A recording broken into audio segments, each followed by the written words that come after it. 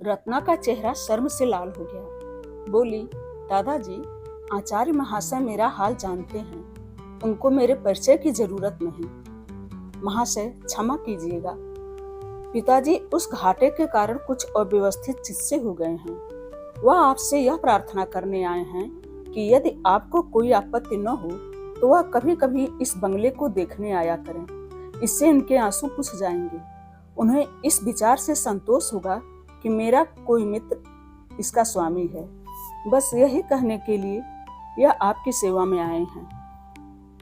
आचार्य ने विनय पूर्वक शब्दों में कहा, इसके पूछने की जरूरत नहीं है, घर आपका है, जिस वक्त जी चाहे शौक से आएं, बल्कि आपकी इच्छा हो तो आप इसमें रह भी सकते हैं। मैं अपने लिए कोई दूसरा स्थान ठीक कर लूंगा। राय साहब ने धन्यवाद दिया और चली गई। वह दूसरे तीसरे यहाँ जरूर आती और घंटों बैठी रहती। रत्ना भी उनके साथ अवश्य आती। फिर कुछ दिन बाद प्रतिदिन आने लगी। एक दिन उन्होंने आचार्य महाशय को एकांत में ले जाकर पूछा, क्षमा कीजिएगा, आप अपने बाल बच्चों को क्यों नहीं बुला लेते? अकेले तो आपको बहुत कष्ट होता होगा। आचार्य, मेरा तो अभी विवाह नहीं हुआ और न करना चाहता हूँ। यह कहते ही आचार्य महाशय ने आंखें नीची कर ली। भोलानाथ, यह क्यों? विवाह से आपको क्यों द्वेष है? आचार्य, कोई विशेष कारण तो नहीं बता सकता, इच्छा ही तो है। भोला, आप ब्राह्मण हैं? आचार्य जी का रंग उड़ गया। सशंक होकर बोले, यूरोप की यात्रा के बाद वर्ण भेद नहीं रहता। जन्म से चाहे जो कुछ हूं, कर्म से तो शूद्र ही हूं। भोलानाथ, आपकी नम्रता को धन्य है। संसार में ऐसे सज्जन लोग भी पड़े हुए हैं। मैं भी कर्मों ही से वर्ण मानता हूँ। नम्रता, शील, विनय, आचार, धर्मनिष्ठा, प्रेम, यह सब ब्राह्मणों के गुण हैं। मैं आपको ब्राह्मण ही समझता हूँ। जिसमें यह गुण नहीं वह ब्राह्मण नहीं, कदापि नहीं। रत्ना को आपसे बड़ा प्रेम है। आज तक कोई पुरुष उसकी आंखों में नहीं जचा, किंतु आपने उसे वशीभूत कर लिया। इस भ्रष्टता को क्षमा कीजिएगा। आपके माता पिता? आचार्य, मेरे माता पिता तो आप ही हैं। जन्म किसने दिया यह मैं स्वयं नहीं जानता। मैं बहुत छोटा था तभी उनका स्वर्गवास हो गया। राय साहब, आह, वह आज जीवित होते तो आपको देखकर उनकी गज भर की छाती होती। ऐसे सपूत बेटे कहाँ होते हैं? इतने में रत्ना एक कागज लिए हुए आई और राय साहब से बोली, दादाजी, आचार्य महाशय काव्य रचना भी करते हैं। मैं इनकी मेज पर से यह उठा लाई हूँ। सरोजिनी नायडू के सिवा ऐसी कविता मैंने और कहीं नहीं देखी। आचार्य ने छिपी हुई निगाहों से एक बार रत्ना को देखा और झेपते हुए बोले, यूं ही कुछ लिख लिया था, मैं काव्य रचना क्या जानूं। प्रेम से दोनों विह्वल हो रहे थे। रत्ना गुणों पर मोहित थी। आचार्य उसके मोह के वशीभूत थे। अगर रत्ना उनके रास्ते में न आती तो कदाचित वह उससे परिचित भी न होती। किंतु प्रेम की फैली हुई बाहों का आकर्षण किस पर न होगा? ऐसा हृदय कहाँ है जिसे प्रेम जीत न सके? आचार्य महाशय बड़ी दुविधा में पड़े हुए थे। उनका दिल कहता था, जिस क्षण रत्ना पर मेरी असलियत खुल जाएगी उसी क्षण वह मुझसे सदैव के लिए मुंह फेर लेगी। वह कितने ही उदार हो, जात के बंधन को कितना ही कष्ट में समझती हो, किंतु उस घृणा से मुक्त नहीं हो सकती जो स्वभावतः मेरे प्रति उत्पन्न होगी। मगर इस बात को जानते हुए भी उनकी हिम्मत न पड़ती थी कि अपना वास्तविक स्वरूप खोलकर दिखा दे। आह, यदि घृणा ही तक होती तो कोई बात न थी, मगर उसे दुख होगा, पीड़ा होगी, उसका हृदय विदीर्ण हो जाएगा।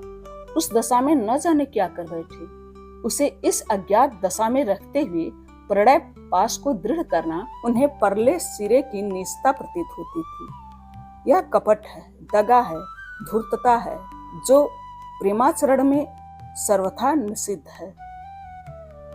इस संकट में पड़े हुए वह कुछ निश्चय न कर सकते थे कि क्या करना चाहिए। उधर राय साहब के आदमदोरत दिनों दिन बढ़ती जाती थी। उनके मन की बात एक एक शब्द से झलकती थी। रत्ना का आना जाना बंद होता जाता था, जो उनके आशय को और भी प्रकट करता था। इस प्रकार 3-4 महीने व्यतीत हो गए। आचार्य महाशय सोचते, यह वही राय साहब हैं जिन्होंने केवल रत्ना की चरपाई पर जरा देर लेटे रहने के लिए मुझे मारकर घर से निकाल दिया था। जब उन्हें मालूम होगा कि मैं वही अनाथ अछूत आश्रयहीन बालक हूँ, तो उन्हें कितनी आत्मवेदना, कितनी अपमान पीड़ा, कितनी लज्जा, कितनी दुराशा, कितना पश्चाताप होगा। एक दिन राय साहब ने कहा, विवाह की तिथि निश्चित कर लेनी चाहिए।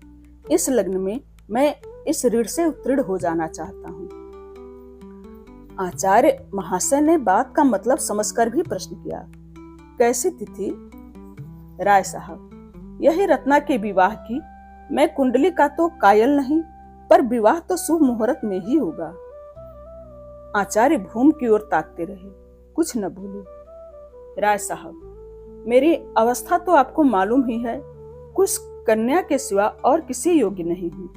रत्ना के सिवा और कौन है जिसके लिए उठा रखता? आचार्य महाशय विचारों में मग्न थे। राय साहब, रत्ना को आप स्वयं जानते हैं।